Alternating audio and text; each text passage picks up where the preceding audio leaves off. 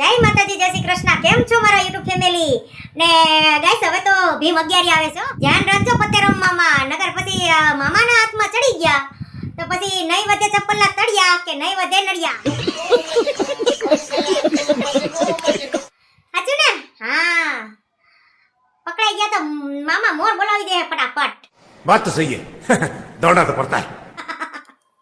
એક વ્યક્તિએ ખૂબ સારું કીધું કે જેણીએ વગર સમજે લગ્ન કર્યા એ બરબાદ થઈ ગયા, અને જેને સમજદારીથી લગ્ન કર્યા એને વળી હું ઉખાડી લીધું, એને મૂરા ઉખાડી લીધા.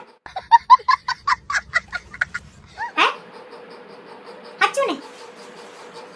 એ બરબાદ જ થઈ ગયેલ છે. મારી પાસે તો ચપ્પલ લેવાના પૈસા નથી, અને હું હગાવાલાને તો એમ જ કહું કે આગલા વર્ષે થાર લેવી. अभी मजा आएगा ना भिड़ो.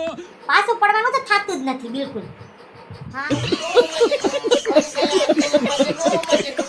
હગાવાલાને તો ઊંચી જ રાખવાની, ભલે બળીને ખાપ થાય. હા, હગાવાલાને કઈ નીચું બોલવાનું થાતું જ નથી આપણે. बात तो सही है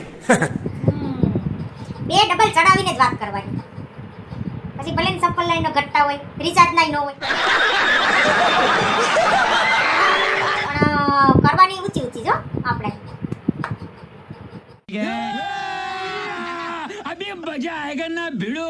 મારું હાડું નાનપણમાં મેં એક ગીત સાંભળ્યું હતું, જબ હમ જવા હોંગે જાને કહા હોંગે. હવે ખબર પડી, બધા યુટ્યુબમાં ફેલા જમા હોંગે. હા, જો યુટ્યુબમાં બધા ફેમિલી આપણી પાસે ભેગી થાય. એ ગીત એ હાથું જ બનાવ્યું હતું નહીં? તમારે લેવો હોય તો બીજો જન્મ લેજો, બાકી હું તો ધરે જ ગઈ ગરા સુધી.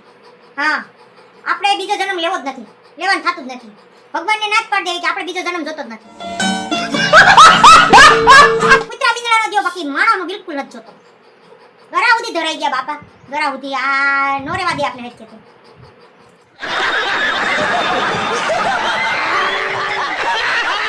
તો ભાઈરે કરી હો.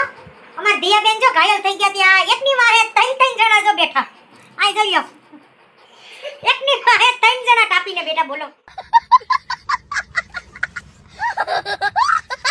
ઈ પડી તો ઈ રડે અટાડે ને એની વાહે એક આ બે ના ત્રણ તઈને જો આયા આ બેનની પૂજા કરે. અમારા બેનની જો